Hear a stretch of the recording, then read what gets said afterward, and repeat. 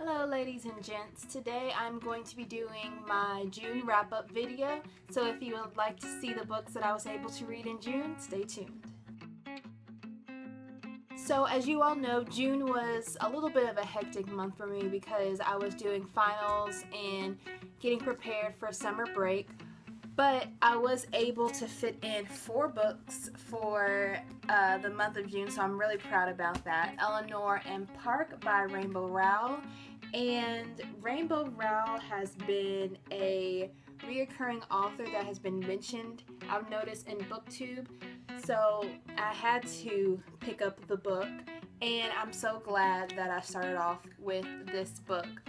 This book tells the relationship between Eleanor, who is an eccentric, weird, odd girl, but someone who, at least in my opinion, I would like to be friends with. And then you have Park, who is a little bit on the quieter side. He keeps to himself. He comes from a middle-class family, and he's really into comics. And they couldn't be any more different, but they end up finding commonalities between themselves, and they end up in a relationship. And this is a YA novel. It's a little bit of a romance, but unlike a lot of YA romances, this one seems a lot more realistic. So that's one thing that I loved about this book. And another thing that I loved about this book is the time and setting that this story took place. Is in the 1980s.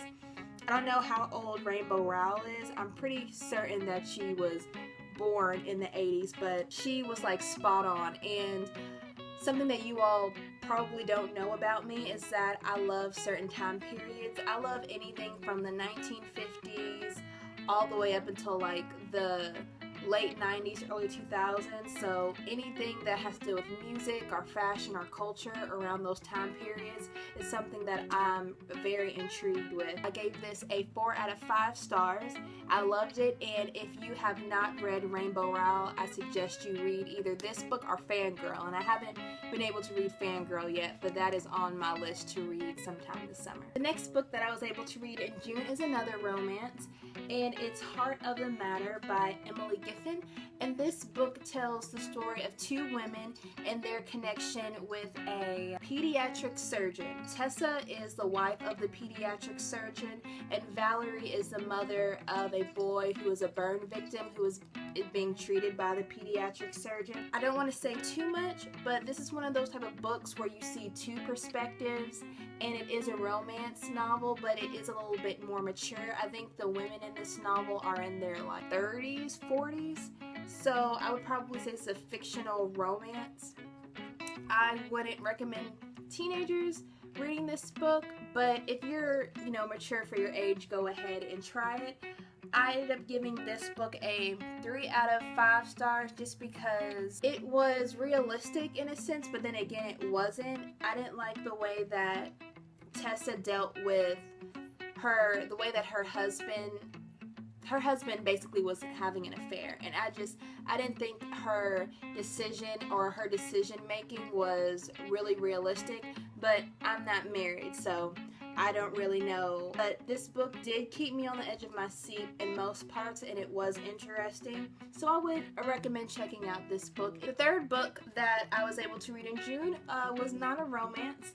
It is Monster by Walter Dean Myers, and if you've seen in one of my previous videos, I mentioned how I have had this book for a long time now, but I haven't been able to read it for I don't know what reason. It's just always been sitting on my bookshelf case. But this tells the story of a young black man named Steve, and he is on trial for the murder of a store manager in his town, and he lives in the West End. Well, where I'm from, the West End is basically like the ghetto. It's, where you have a high population of blacks or Hispanics and people who are in like either the lower economic or the like middle lower class economic status. So that's where he's from, and basically he's on trial, and he did not kill the store manager, but they're saying that he was a part of the robbery because someone had witnessed him in the store, so they're trying to figure out if he is guilty or not guilty. And this book deals with a lot about like race relations and the judicial system, and just how people kind of base their perceptions on others based on skin tone. So this is something that I am really interested in. Anything that has to deal with race or historical fiction, I'm interested in. I love the story. I love the plot. I love the character. Very realistic story. The only thing that I didn't like about this book is the way that it's written. He writes in like a movie script format, because basically he's like, I want to tell my story through the eyes of like a director in a sense. So it's like script. So you have people talking and it looks basically like a movie script. The only time it's not written like that is when he's writing stuff down in a journal format. So that was a little bit confusing. Sometimes it brought me out of the story. But if this book was ever to be picked up as a movie, they wouldn't have to do a lot. They would just have to go basically right off the book because it's already in a script format. So that's one thing that kind of bothered me, but it was very small in comparison to how well the story was written. And I gave this, I think, a 4 out of 5 stars just because of the writing. I didn't really like it that much, but I understand what the author was trying to convey. I don't know if he has written anything else. I'll have to look on Goodreads for that. Last but not least, I read Perfect by Ellen Hopkins. And another thing that you all might not know is Ellen Hopkins is one of my all-time favorite authors. I started reading her books back in 9th grade, and her books revolved around my teenage years, and they really shaped how I was able to deal with being a teenager and being in high school. And I really love her for that. I think she's touched a lot of people. This book in particular deals with perfection and at what lengths people, particularly like teenagers and young adults, go to reach something that is not attainable. So it tells a life of 4 high school students, and if you've never read Ellen Hopkins, something that she does that's different than a lot of YA authors is that she writes in a poetic format. So, for example, you'll have pages that look like this. It's written in a poetic format where everything kind of flows, and it just has like a really poetic theme about it. So that's something that I really like. And another thing that I love about her, especially when she does books like this, is that she is able to have more than one main character, but she's able to tie every character's story so it all like comes together. And that's something that I think is hard.